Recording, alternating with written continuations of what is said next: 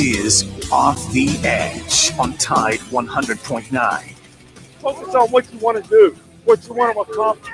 Think about that. Don't think about how you feel, how tired you are, how hot it is. You got to push yourself on the field like when you're playing football. It's my honor to present the National Championship Trophy to Coach Nick Saban and the Alabama Crimson Tide. To me, this is the ultimate team. All these guys bought into everything they needed to do to be the best players that they could be. There's more togetherness on this team than almost any team that we've ever had. And they had to overcome and persevere so much adversity through this season, and they've done it magnificently. And I'm so proud of this group for what they've been able to accomplish and going undefeated and winning the national championship. Streaming live on YouTube, Twitter, Facebook, and the Tide 100.9 app. Here is your host of Off the Edge, Jacob Harrison.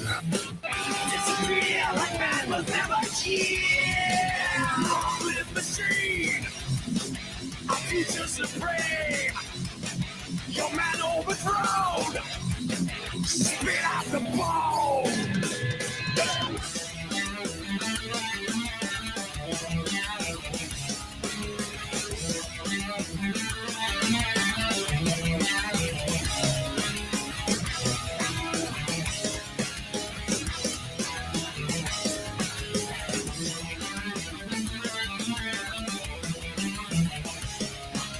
Hello there, good morning. Welcome in to Off the Edge Tide 100.9, your home for Alabama Crimson Tide sports. Great day to talk some football. We'll do it for the next 57 minutes here. Available on the Tide 100.9 app, streaming live on Apple and Android devices. Speaking of Apple, by the way, our man Joe Gaither getting the job done. You can now enjoy Off the Edge, not only in the podcast center at Tide109.com, but also on Apple iTunes podcast. Go to at Off the Edge 109, the Twitter account. You'll find the link there. Subscribe to the podcast there. Leave a nice 5-star review so we can get into the algorithms there a little bit. Don't even have to listen to it, like Aaron Torres says on the game with Ryan Fowler. Don't even have to listen to it. Just a 5-star review. You'll be doing your part to support the show. Even if you've already heard the show, if you like it or not. If you don't like it, just don't leave a review. You're cool. You're good. But if you do enjoy the show, just head on over to the Twitter account at Off the Edge 109. I'll have today's episode on the Facebook account as well. Leave that 5-star review. We'll greatly appreciate it. A lot of fun to have today. We'll have AJ Spurr on in about 11 minutes. We'll get his thoughts on all things Crimson Tide, as well as the Bama Pros. We'll name our Bama Pro of the week a little bit later in the show as well. We'll discuss the Manning cast and how Nick Saban used the ultimate opportunity. He's preparing for Ole Miss. He's in his office at the Mount Moore facilities during the Monday Night Football game.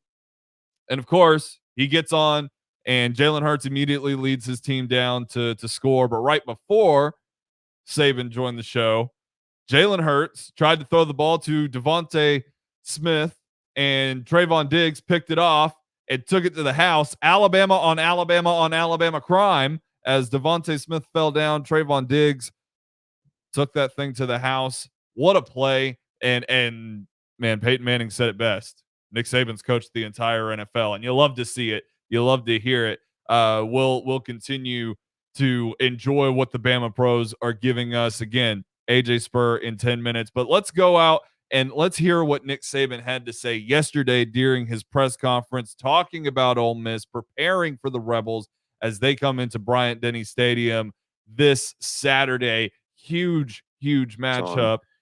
Here's Nick Saban from yesterday talking about the Rebels. Yeah, well, I was really pleased with, the effort, the energy, the intensity that we played with in the game this past week. I think it was an improvement for our team. A lot of lessons still to be learned in terms of we did a lot of really good things in the game when we did things right. But there's still some things that, we can definitely improve on. I think, penalties probably cost us 150 yards of field position if you take the penalty plus the gain, whether it was on special teams or offense or whatever. So these are things that we have to really understand the consequences of and continue to try to improve on. But, we made a lot of explosive plays on offense. Defense played pretty well for the most part. Saw some things that we hadn't really practiced, had to make a lot of adjustments in the game. So I thought the players did a pretty good job of that. You got the offensive and defensive players and special teams, and, Jamison Williams is the SEC Special Teams Player of the Week, had a fantastic game on kickoff return and really did a good job all the way around in the game. Ole Miss has an outstanding team. I think they've got like 17 starters back from a team that won 8 games last year. Lane does an outstanding job with their offense. Their overall team is improved in every category, defense, special teams. They really are playing extremely well. This is one of the best offensive teams in the country, no doubt. The quarterback is a fantastic player, understands the offense well, does a great job of executing it. They've got really good running backs. They've got lots of speed.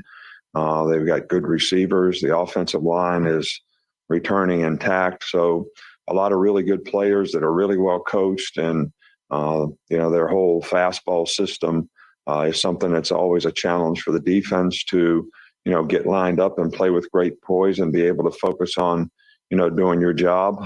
So it's a real challenge for us from that standpoint. Defensively, they're really, really improved from a year ago in their statistics and, the way they've played. I think they got a little different system that they're playing, dropping a little bit more like Arkansas, with a little more 8 drops and playing a little more odd type stuff. So, and they have done it extremely well. And, because they've got good team speed, they're good on special teams. They got a great punter. So, this is a really, really good team overall and going to be a real challenge for us come Saturday, but we're definitely looking forward to it. We're making progress as a team, and I think we need to continue to do that this week. No doubt about it being a big game. This is the one that a lot of Alabama Crimson Tide fans, including myself, feel, this is probably the chance for a team to take advantage of the vulnerabilities that exist with the Alabama Crimson Tide. That being said, I still expect Alabama to win. I'm not going to sit here and fearmonger. I'm just going to give you the analysis of what each team does well and what each team does poorly over the next 4 days, and we'll have some fun breaking it all down. At the end of the day, Alabama's an incredible football team.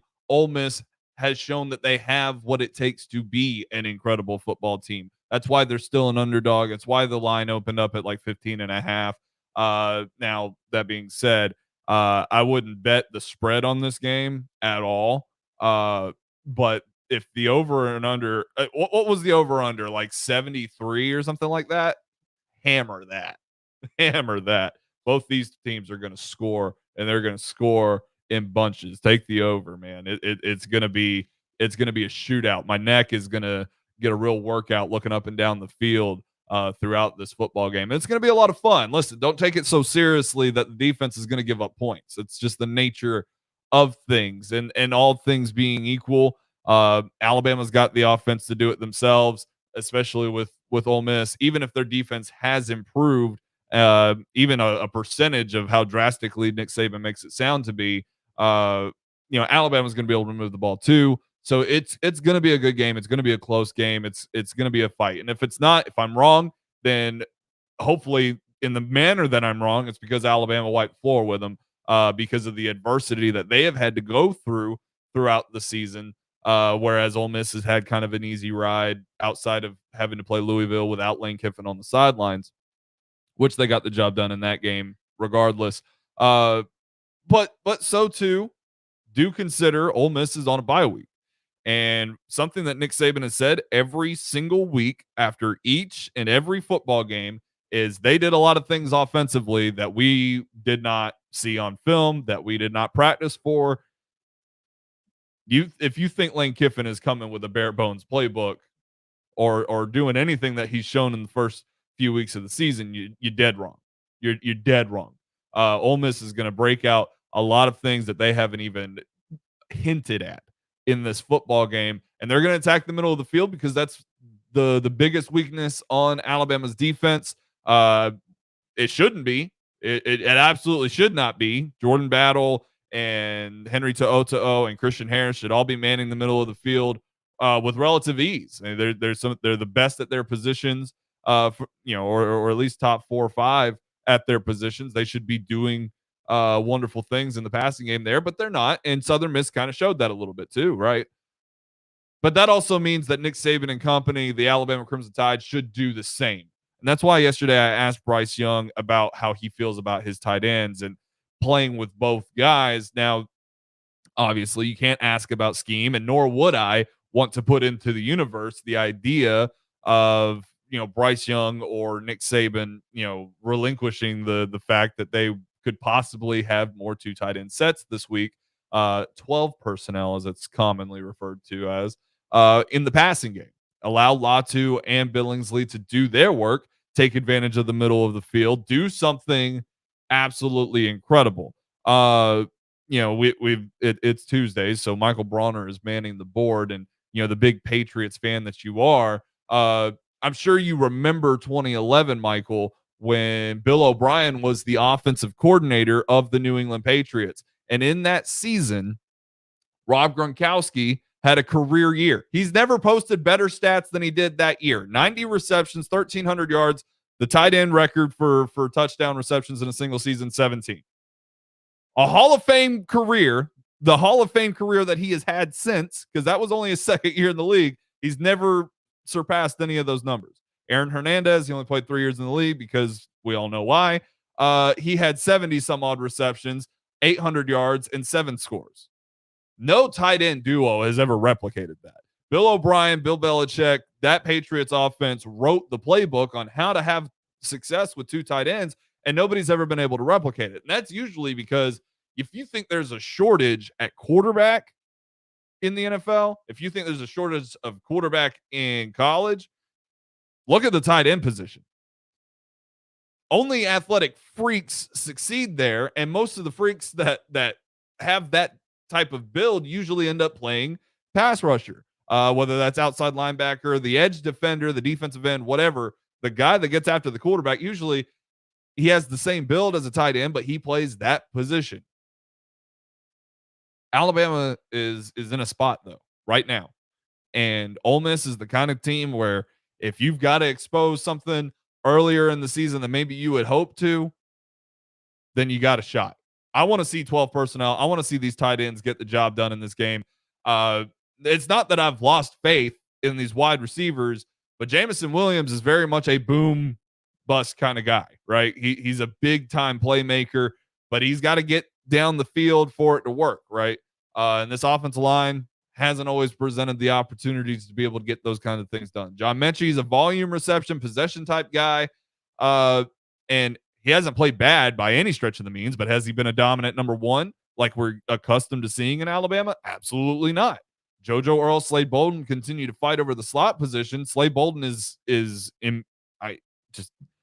he doesn't make big plays. And oftentimes the easy ones, look in the Florida touchdown, he drops those. And JoJo Earl went without a reception against Southern Miss. Allow these tight ends to do their jobs. By the way, injury update, Brian Robinson day to day. They're hopeful that he'll be back for the Ole Miss game. We didn't get any information on Tim Smith. Nobody asked about him either. But regardless, Brian Robinson should be back for the game. So we should be able to see some good runs there. He had 10 carries that are around 70 yards and a touchdown last year against Ole Miss. And in that game, Najee Harris had 5 touchdowns himself in multiple ways. So a lot of excitement to be had. Both the tight end story and the update on Brian Robinson, both of those available at Tide109.com. Right now, we'll head to our first break. And when we come back, we'll speak with AJ Spurr of Roll Tide Wire, the site editor of the USA Today affiliate of the Alabama Crimson Tide. We'll get his thoughts on Alabama and so much more here on Off the Edge, Tide 100.9. Impact Mortgage Corp. DBA Cash Call Mortgage. NMLS ID 128231. Equal housing lender. Not licensed in all states, including New York. Offer based on loans over $250,000. Call 855-657-9910 for licensing terms and restrictions. What's better than a mortgage interest rate and APR in the twos? How about a no closing cost mortgage loan with an interest rate and APR in the twos? That's right. We have no closing cost loans here at Cash Call Mortgage. We pay the title, escrow, and appraisal fees. So if you're looking to save a little cash on your monthly mortgage payment, call Cash Call Mortgage today. Our quotes are always free. If your mortgage rate APR is not in the twos, Cash Call Mortgage could lower your interest rate and save you some cash. What are you waiting for? With low rates and no closing cost options, now is the time to refinance your mortgage. For a free quote to see if you qualify, go to cashcallmortgage.com or call us today. Call 800-745-1952. That's 800-745-1952. 800-745-1952. Want to learn a new language so it will actually stick? Try Babbel. Practice real-life conversations in the Babbel app. ¿Cómo te llamas? ¿Cómo te llamas? Get personalized help in Babbel's live online classes. Classes are limited to 6 people, so everyone can get the help they need. Review words and phrases with fun games, or dive into the culture with short videos. Whatever your learning style, Babbel gives you the tools you need. Babbel. More ways to learn. Start learning a new language today at Babbel.com. Babbel.com. What's better than a new car or SUV? It's only one set of vehicles, a Townsend Nissan CPO certified pre-owned vehicle. They help you make an intelligent vehicle selection. And yes, they have all the rewards with a nationwide factory warranty up to 100,000 miles or 7 years. And best of all, free roadside assistance for up to 100,000 miles or 7 years. Now that's peace of mind nationwide. Plus, super low finance rates up to 72 months. And right now, your current vehicle is worth so much more. Don't wait. Shop your local family in the car business, Townsend Nissan, located right here in Titletown. Tide 100.9 Tuscaloosa weather. A warm afternoon with a good supply of sunshine. The high 87. Clear tonight, the low 67. Tomorrow, partly to mostly sunny, the high 89. And for Thursday, the chance of a few isolated showers. Most places will stay dry. Otherwise, partly sunny, the high 86. I'm James Spann on the ABC 3340 Weather Center on Tide 100.9. It's 82 degrees in Tuscaloosa. We aren't going anywhere. Off the Edge is available in the podcast center on Tide100.9.com.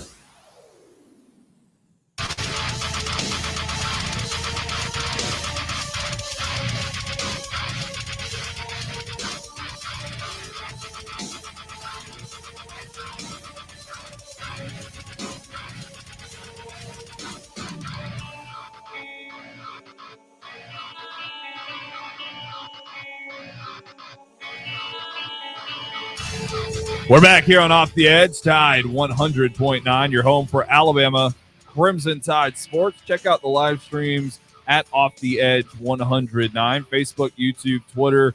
We'll soon figure something out to incorporate Twitch in it as well. Thanks, StreamYard, for making it ridiculously more expensive to be able to stream to just one more place that I'd like to. But regardless, a lot of stuff going on there. Also at Off the Edge 109 on Instagram and TikTok as well. Palmer's always got his hands in on something dealing with that. A lot of fun to be had on the socials with Off the Edge. Let's head out to the phone lines. Welcome in AJ Spurr, the site editor for Roll Tide Wire. This is Alabama Crimson Tide affiliate of USA Today. What's going on, AJ? My favorite day and time of the week, Jacob. I'm doing mighty fine. How about yourself? Man, how's the rest of your week if this is the best time, man? Come on. We got Alabama and Ole Miss this week. I sit in a chair facing the corner of my bedroom waiting for this time and day of the week. So, this is it for me. This is all I got. The Michael Myers lifestyle that is AJ Spurr in South Florida, getting the law degree, man. I mean, I guess I can understand that a little bit. Let's dive straight into it, man. Last night was pretty awesome. If you're an Alabama fan, I don't know about you, but I watched the third quarter with a bigger grin on my face than Nick Saban held throughout his time with Peyton and Eli on the Manning cast. But he set up a pretty big recruiting pitch on Arch Manning. He, of course, is going to be on an unofficial visit in Tuscaloosa this weekend to soak in, one of his uncle's alma mater, his grandfather, whose namesake he's got, who also played at Ole Miss. This is a pretty big opportunity for Saban, and he didn't waste the chance to get on and talk with his uncles ahead of the game. No, he did not miss the opportunity. And I think that it should be noted, that was the sole reason for him going on the Manning cast last night. First of all, big fan of the Manning cast. I know that there's a lot of debate over if people like it or not. I'm a fan of it. But come on. You think Nick Saban would voluntarily take time out of his Monday evening when he could be preparing for the Lane Train and the Rebels this upcoming Saturday to talk some, nonsense with Peyton and Eli, however funny it may be to us? There were a couple things that he dropped in there about, I wish Peyton and Eli were, playing college football when I was at Alabama because would have loved to coach a Manning, hint, hint. So, it was one massive recruiting pitch and also a massive flex for the Crimson Tide. Nothing but Alabama players out there on the field last night. We had an Alabama on Alabama crime committed during the game last night. So I absolutely enjoyed every second of it. Yeah, it was real poetic justice. Another example of clearly why the NFL is rigged for Trayvon Diggs to pick off Jalen Hurts while in coverage on Devontae Smith right before Nick Saban comes on. And I mean, and more just, even though it was entirely a recruiting thing for Peyton Manning to just drop the line, Nick Saban's coached the entire NFL. I mean, 73 guys, 74 if you count Jalen Hurts, 53 guys on active rosters, 54 again if you count Jalen Hurts, and you should. No doubt about it. I mean, just one big recruiting pitch for Nick Saban. But to the game at hand, and the one that again Arch Manning will be attending, this is a big game for two quarterbacks. Matt Corral, Bryce Young, the two Heisman favorites right now. Depending on the outlet, it's back and forth. It has been for the past few weeks. This one could determine the Heisman front runner, but nonetheless, both these guys, they're going to put up some serious numbers this weekend. I cannot tell you how excited I am for this game. I think that this has a big implication on where Arch Manning, decides or maybe leans in choosing when it comes time for his recruitment. If you're an Alabama fan, you're nervous. If you're an Ole Miss fan, you're optimistic. If you're a college football fan, you are, getting dinner plans ready for, 2:00, 2:30 on Saturday. Yeah, you're eating dinner that early because after that, heart attack you're going to have during the game, you're just going to want to go to sleep. I'm excited for both offenses here. Like you said, two Heisman hopefuls, Heisman frontrunners, really, in Bryce Young and Matt Corral.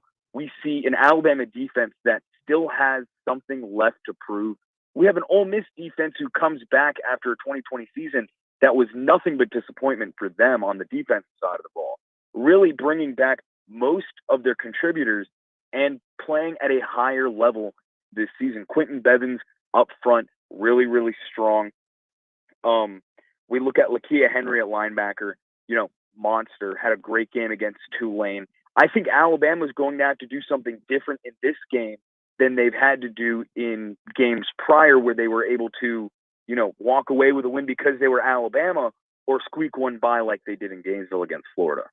No doubt about it. Lane Kiffin picked his fun at Nick Saban, saying, he went out and got his guys in free agency, got first pick, maybe because he didn't get Henry To'oTo'o, but it's not like Kiffin didn't go out and find a Mike linebacker of his own, to shore up his defense a little bit. So, I mean, Lane's getting the job done out there in Ole Miss, and that Lane Kiffin is going to take advantage of this bye week that he's had. Alabama's lost Cole Kubalik threw the stat out. It's something like 15 losses over the past 10 years or something like that. And 5 of those losses have been to teams coming off of a bye week.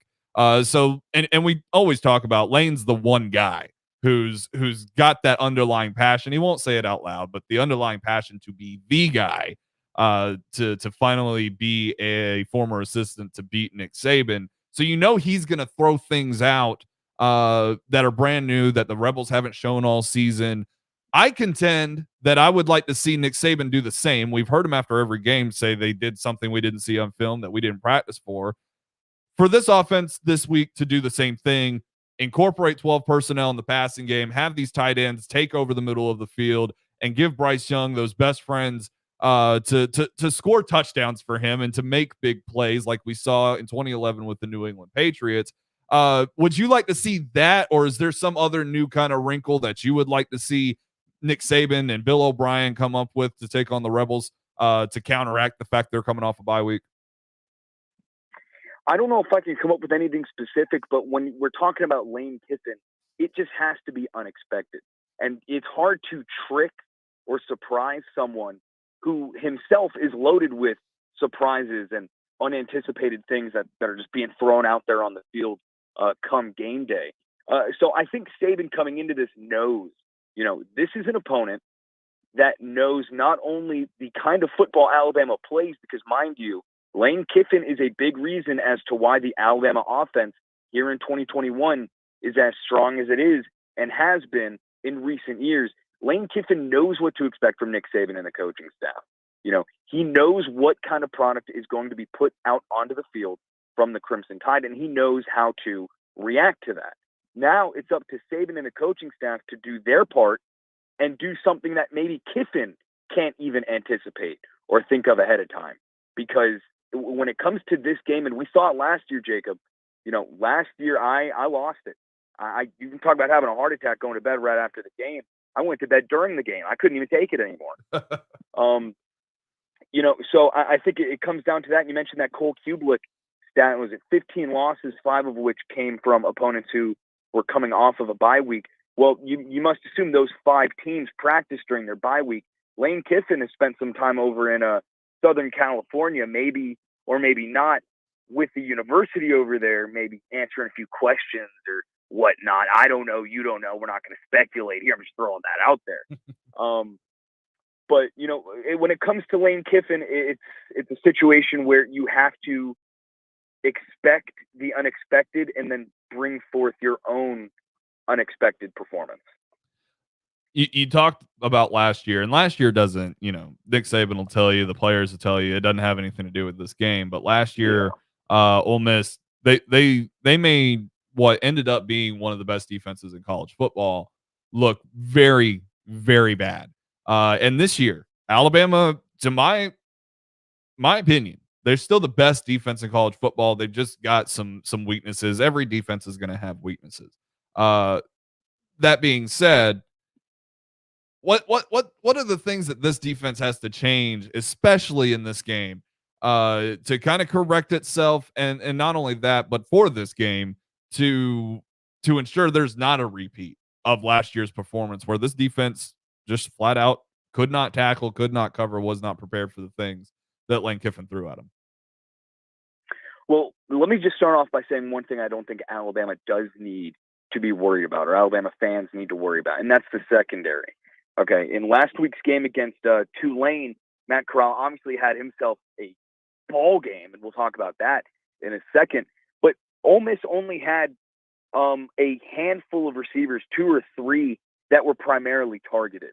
And I'm confident in Josh Jobe and Malachi Moore's abilities, along with the rest of the secondary, to lock down those 2 guys or 3 guys, whatever it may be. And then the rest of Ole Miss's receiver depth, to me, from what I've seen, doesn't show capable of, keeping the Rebels at that high of a level throughout the game.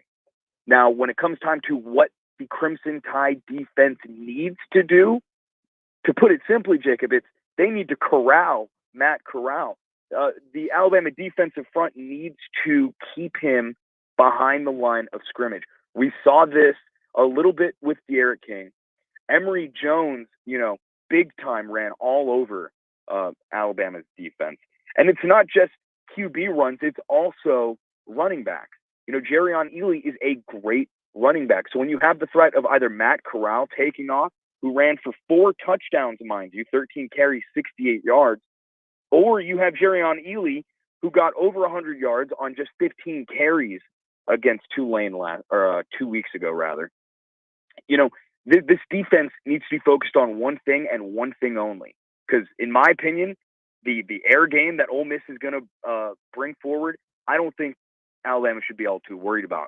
What they need to be concerned about is containing the ground game, especially Matt Corral. That's interesting. And that would that would certainly play into Lane Kiffin to make to only target 3 receivers and make you think, oh, this is where all the focus needs to be, and then do something completely different, focus on the run game early, and then just go pass heavy. Matt Corral, responsible for 14 touchdowns himself. Most of those through the air, a handful on the ground. Bryce Young, 15 touchdowns. So both these guys, man, they're going to have a lot of fun. They're going to do a lot of incredible things. But you kind of hinted a little bit at the possibility, the opening for the Trojan program in Southern California. Lane spent some time there and was unceremoniously let go. He was also unceremoniously let go from Alabama, though it was perceived as something different. Nick Saban's never fired an assistant coach, excuse me. But, we all know what happened. But that being said, there's reason to believe that he would go out there. There's reason to believe he'd be the first call for LSU eventually after, this season ends the way it will for the Tigers. There's reason to believe for a lot of Crimson Tide fans that one day when Saban's not here, a long time from now, I assure you, that Lane could possibly be the guy to fill that position. I know we're focused on this game, but I mean, it's also sports radio. We got to speculate a little bit. What I mean, if you're Lane Kiffin and you hold all of his personality and all of his quirks, I mean, what's really the best decision? Is it to hold out for Nick to retire, or is it to go back to SoCal? Is it to just build something legendary at Ole Miss if you're capable of it? Especially if you can come away with a win this weekend. What's the play if you're Lane Kiffin, AJ Spurr? I don't think that in any situation for any coach out there, you hold out for Nick Saban to retire. For a few reasons, we don't know when that's going to happen. And no matter where you are or the contract you have or the buyout, however big it may be, when mama comes calling, you're going home at the end of the day. So, I'm confident no matter what happens when Saban retires, whoever it is that they go after will most likely say yes. And then whatever the buyout is, that'll be paid. With Lane Kiffin, it's interesting. I can't really see him at LSU. I can't really see him moving from Ole Miss to LSU for any reason other than money. I don't think that he's going to have a recruiting edge at LSU rather than Ole Miss. Maybe, some hardware he can flash, but at the end of the day, it's Lane Kiffin. He's right now next in line, according to a lot of people, to take over the Crimson Tide throne. USC, I think, might be at this point in time just too polished for Lane Kiffin. I think what he has going on at Ole Miss is perfect for him. He's recruiting well. He's performing at a high level as a coach in the SEC West, one of the hardest divisions in the hardest conferences in all of college football. And I think he has everything that he needs right there. If another school wants to come and offer him more money, maybe Ole Miss says, wait a minute, don't leave. We'll restructure some things here and maybe give you some more money.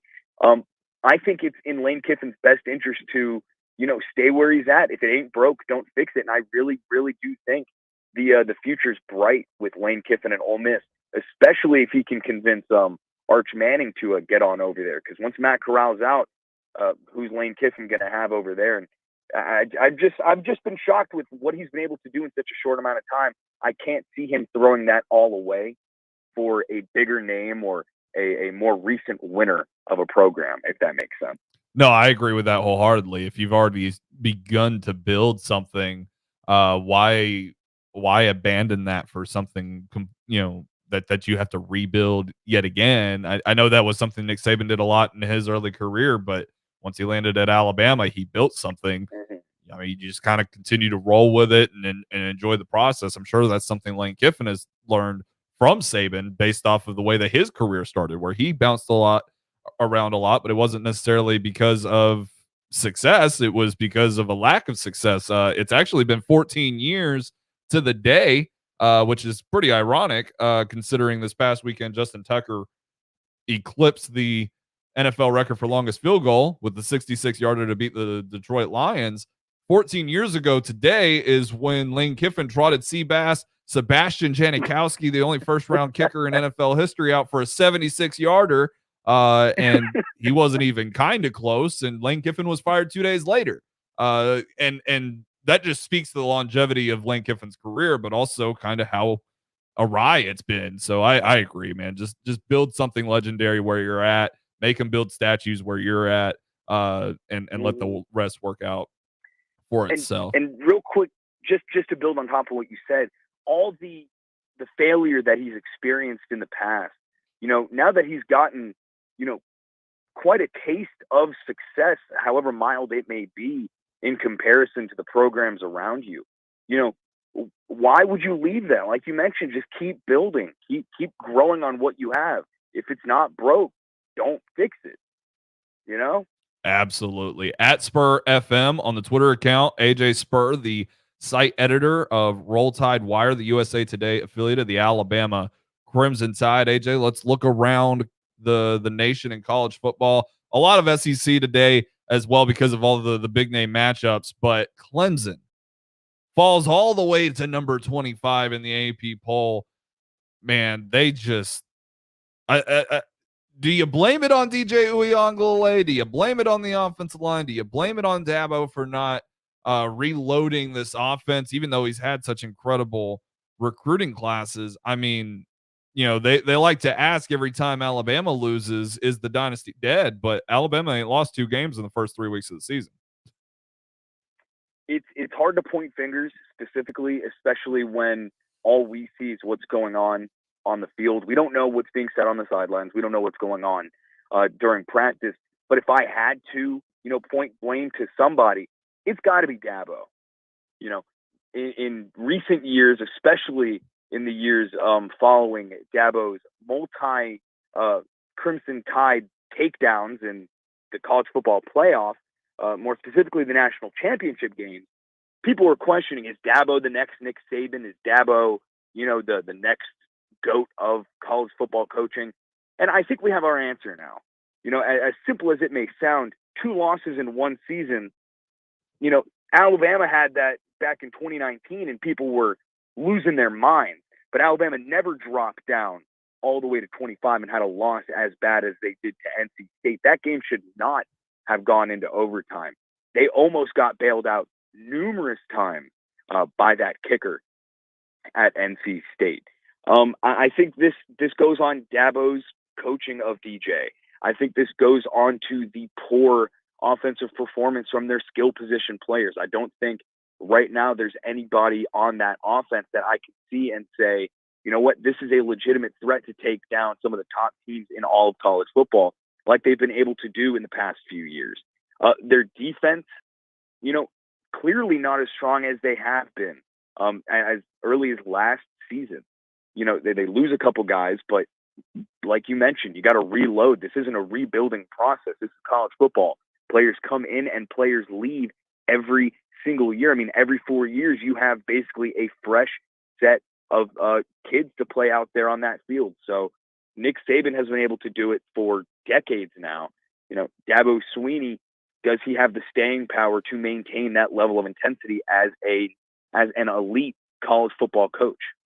That would be my question. Do you think that Dabo's stance on a lot of things, as far as he's been critical of the NIL, those sorts of things. Do you think that his stance on those things maybe seeps into the usage of those things, such as with Nick Saban? We know that he kind of embraces that and wants players to build value for themselves. He's not worked up in the traditions of college football, and he ensures that these players are able to manage those things. Whereas DJ Uiagalelei, he gets the big Dr. Pepper sponsorship, and he's yet to throw for over 200 yards in a football game. Do you think that maybe Dabo and his stance on those sort of things kind of leads to him not managing those situations to the best of his ability? 100% could not agree more. Nick Saban is the type to, even though he may not agree with something, if that becomes, the lay of the land, he's going to adapt. He's going to see it through, that his team is not negatively affected by whatever it is that gets thrown his way or the team's way. Dabo Swinney, with some of the things that he said, even he's touched on political topics sometimes. He's talked about NIL. And you got to wonder if that hurts him from a recruiting standpoint. But as far as a team management and administrative standpoint, he doesn't take the same approach, not nearly as close as Saban, when it comes to adapting, overcoming, and seeing that his team benefits from whatever it may be, even though he doesn't personally agree with the decision at hand. So, no, I could not agree more with what you just said about him poorly managing the team and poorly managing NIL. And I just don't think he's a coach that players look to and see as, a mentor. Just from what I've, been seeing in press conferences, I've heard other players, talk about Dabo, the ones that have transferred, the ones that have been gone since Dabo's been there. I don't know. It just doesn't have the same feel. And it's hard to compare to Saban because at the end of the day, it's Nick Saban. But it just seems impossible to compare the impact Dabo Swinney has on the community, on the players, on the program, the team at Clemson than Saban has over at Alabama. I want to ask you about Auburn and kind of the fallout of everything that has happened in just the last few days. They fire the wide receiver coach. Bo Nix might not be the starter, and what's funny is his NIL deal, one of them, is to do a live radio deal in Birmingham. Not with the other guys, but a online show, so it's okay. But nonetheless, what is Brian Harsin just taking the stance of, this is my football team and I've got to build it the way that I see fit, and if it's gonna piss a few people off, we're just gonna have to live with it? Or is he trying to backtrack a little bit and having to long view this team yet again, just a few weeks into the season? It seems like Brian Harsin came into Auburn with the same approach a coach would have of going into a team or a program that was at rock bottom and was as low as you could possibly get. And that wasn't the case with Auburn. The problem with Auburn was Gus Malzahn wasn't able to get them up to that next level that they wanted to get to, which was ultimately, win the SEC, get to the college football playoff, win a national championship. He was able to keep Auburn relevant. He was able to keep Auburn at a competitive level, but couldn't bump them up to that next step. Their goal with Brian Harsin was come in here, take what we have, and then build on top of it. It kind of seems like Brian Harsin wanted to go in there and just tear it all down and build it back up the Brian Harsin way. And I've talked to some Auburn players that, like him as a coach. There's nothing wrong with who he is. One thing that the biggest difference that I've heard is how active he is on the field at practice with the players. When the team does conditioning, Brian Harsin is out there doing conditioning with the team. And this one player I talked to kind of chuckled and said, Malzahn wouldn't have even thought of doing something like that. But, Harsin's job here should have been take the reins, but don't change the entire structure of the program, And it seems like he went in there and just wanted to knock it all down. And like I said, just build it right back up his own way. And it's leading to their own demise and making them a no longer competitive team in the SEC overall, or really in college football. Last one for you, AJ. We're going to be out of time to talk about any Bama pros this week. And honestly, outside of what Trayvon Diggs did last night, he's going to be the Bama Pro of the Week on Tide109.com. It wasn't a lot of great things going on. Mac Jones with his struggles, Jalen Hurts with his, and everybody else, they just didn't win. Najee had an incredible game, but didn't score any touchdowns, didn't help the Steelers win. So I do want to ask you about Arkansas and Georgia this weekend. That is a massive game. Who'd have thought going into the season that'd be a top 10 matchup? Arkansas is a little banged up though. KJ Jefferson, didn't even finish the game against Texas A&M, which kind of proved the strength of this team, the resilience of this Razorbacks program to be able to hold off a Texas A&M Aggies football team without one of their best players. But how much of an opportunity, how much of a shot are you giving Arkansas with Georgia this weekend? It's the biggest game they've played in a long time. And on top of that, a third massive game for them in this young season. if I had to put numbers on it, I'm going, Georgia 80% to Arkansas's 20% to win the game. And that's generous for Arkansas, especially considering, the program they've been in recent years. I don't see Arkansas coming out with a win on this one. Against Texas A&M, solid chance. I thought they, had an opportunity, and they actually went out and did it. I think that surprised a lot of people, but maybe didn't shock the nation as much as a lot were thinking it would. But if they beat Georgia, then, the whole conversation of the top 4 teams in the college football playoff gets shaken up completely. Because this is a team that no one expected heading into the season would perform as well as they did. I think when talking about Arkansas and Georgia, this is a game that it favors Georgia heavily. There's nothing on Arkansas's team that I can point to and say, this team is better than the Bulldogs. And I'm not one to say moral victory is something to look forward to here, especially after some of the Florida Gators fans went out and did that after losing to Alabama by only 2, because you were in the SEC championship last year. You are a high-performing, elite team in the SEC.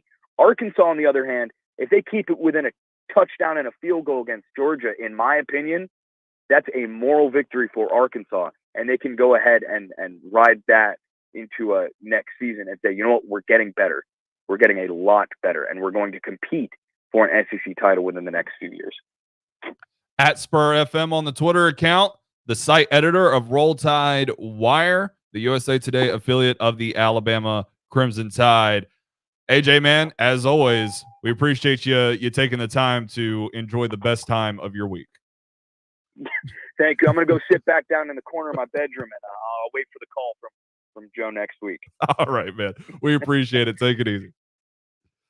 AJ Spurr, everyone, at Spurr FM on the Twitter account. I like the Hogs, man. I really, really do. And like I said, Trayvon Diggs, he'll be the Bama Pro of the week on Tide109.com here in just a little bit. The only player with a pick in each game, the highest graded cornerback by PFF. He's tied with a couple other guys, and held Devontae Smith to just 2 catches for 9 yards last night. Yeah, I think he earned that one. We'll take a break, come back, close it down. Bryce, don't go anywhere. We'll take your call next here on Off the Edge, Tide 100.9. If you're in HR, you're probably wearing a lot of hats. Recruiter, team builder, trainer, mediator, policymaker, and of course, paper pusher. But not anymore. Bamboo HR is the #1 HR software for small and medium businesses. It manages all your employee data easily and automates countless tasks, so you can focus on people, not paperwork. Bamboo HR frees you from spreadsheets, so you can do your real job, creating a great place to work. If the data shuffle and paperwork mountain have you ready to hang up all your hats, you're ready for Bamboo. If you handle HR records and paperwork, Bamboo HR is a dream. Let us free up your time and put your days of pushing paperwork behind you, so you can focus on the people and making your company a great place to work for everyone. Try PC Magazine's top pick for HR software free today. Just go to bamboohr.com/panda. This is a limited offer only available to radio listeners at bamboohr.com/panda. That's bamboohr.com/panda. Tuscaloosa Tire and Service. They've got the big brands you know and trust. Goodyear, Firestone, Bridgestone, Cooper, and they can finance for you as well. When you need routine maintenance and alignment, a tune-up, whatever it is, belts, hoses, just basic stuff, or when you don't know what's wrong with your car, truck, or SUV, make it Tuscaloosa Tire and Service. They're dependable. They're trustworthy. That's why they've lasted for over 36 years. Skyland Boulevard, McFarland Boulevard East in Northport on Lurleen Wallace Boulevard. Check out the website, TuscaloosaTireandService.com. Don't miss a play at the Sportsbook at Pearl River Resort. Your front row seat to all the action. Place bets on all professional and most college sports at the counter, kiosk, or on your phone. Then catch the game on one of our 20 big screens from the comfort of the newly remodeled Timeout Lounge. Plus, the PRR Sports app gives you access to live, in-play sports betting. Sportsbook at Pearl River Resort. Be more than a fan. Be a player. Must be 21. What's better than a new car or SUV? It's only one set of vehicles, a Townsend Nissan CPO certified pre-owned vehicle. They help you make an intelligent vehicle selection. And yes, they have all the rewards with a nationwide factory warranty up to 100,000 miles or 7 years. And best of all, free roadside assistance for up to 100,000 miles or 7 years. Now that's peace of mind nationwide. Plus, super low finance rates up to 72 months. And right now, your current vehicle is worth so much more. Don't wait. Shop your local family in the car business, Townsend Nissan, located right here in Titletown. Tuscaloosa Tire and Service, they've got the big brands you know and trust. Goodyear, Firestone, Bridgestone, Cooper, and they can finance for you as well. When you need routine maintenance and alignment, a tune-up, whatever it is, belts, hoses, just basic stuff, or when you don't know what's wrong with your car, truck, or SUV, make it Tuscaloosa Tire and Service. They're dependable, they're trustworthy. That's why they've lasted for over 36 years. Skyland Boulevard, McFarland Boulevard East in Northport on Lurleen Wallace Boulevard. Check out the website, TuscaloosaTireandService.com. If you're in HR, you're probably wearing a lot of hats. Recruiter, team builder, trainer, mediator, policymaker, and of course, paper pusher. But not anymore. Bamboo HR is the #1 HR software for small and medium businesses. It manages all your employee data easily and automates countless tasks, so you can focus on people, not paperwork. Bamboo HR frees you from spreadsheets, so you can do your real job, creating a great place to work. If the data shuffle and paperwork mountain have you ready to hang up all your hats, you're ready for Bamboo. If you handle HR records and paperwork, Bamboo HR is a dream. Let us free up your time and put your days of pushing paperwork behind you so you can focus on the people and making your company a great place to work for everyone. Try PC Magazine's top pick for HR software free today. Just go to bamboohr.com/panda. This is a limited offer only available to radio listeners at bamboohr.com/panda. That's bamboohr.com/panda. Tide 100.9 Tuscaloosa weather. A warm afternoon with a good supply of sunshine. The high 87. Clear tonight, the low 67. Tomorrow, partly to mostly sunny, the high 89. And for Thursday, the chance of a few isolated showers. Most places will stay dry. Otherwise, partly sunny, the high 86. I'm James Spann on the ABC 3340 Weather Center on Tide 100.9. It's 82 degrees in Tuscaloosa. Follow Off the Edge on Facebook, Twitter, and YouTube for live streams and instant analysis. Off the Edge with Jacob Harrison continues.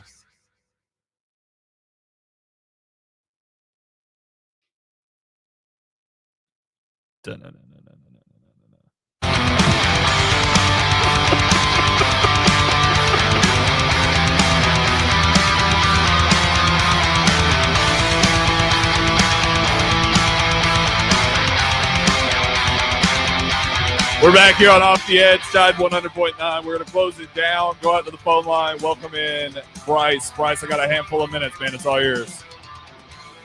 Hey, thanks for taking my call, Jacob. Well, a lot of people don't realize that Arkansas, they're surprised, that's correct, but they don't understand that Arkansas's got a lot of seniors on that team. They bought into what Coach Pippen is selling. Yeah, you know? they've got experience. They've got some great players too, and I mean the youth, the quarterback, is kind of meshing really well with that too. I will say experience isn't helping all teams. There's a team out in Iowa State that has dropped completely out of the top 25, and they're one of the most experienced teams in college football. So sometimes it works, sometimes it doesn't. But that's what's impressive about what Sam Pittman has done so far with the Hogs. And when they picked him, I looked at all these other guys that interviewed for that job, and he's the kind of person they need up there. He's from there. He loves the Hogs, and he's just a great coach. He's never been a coordinator, never been a head coach. A lot of people don't understand that he's just what they need up there. Can we just? I don't know if you've ever been up there, but that place is beautiful. No, I've never been to Arkansas. I'd like to go one day. Can we just, for just a second, think of how glorious the chaos would be if Arkansas is able to beat Georgia and Kentucky is able to beat Florida? Oh yeah, it's going to shake up everything. But Jacob, you know who Cowboy is, right? Yeah, absolutely. Yeah. Me and him went up to Arkansas last year, if you remember. Yeah, and you high-fived Jace McClellan on that 80-yard touchdown, huh? Yeah. Exactly. And Sharan Stacy gave Cowboy his gloves to give to his son. Nice. Which was pretty cool on Sharan Stacy. Yeah. Not Sharan Stacy. You know who I'm talking about. Number 2. Patrick Surtain. Sertan. Yeah, I'm sorry. I watched something last night. When you get older, your mind will wander like that, okay? Sharan Stacy. You know, I watched something about him, so that's why I had that on my mind. Apologize for that. But all good. No, Cowboy, I said, Cowboy, I think Arkansas is going to be surprising people this year because they got a lot of seniors. And Cowboy hates to be wrong. Like, I said, well, I think Arkansas is going to probably do some stuff, and I think they'll beat Texas. And I told him that, and I said, and I won't be surprised if they beat A&M.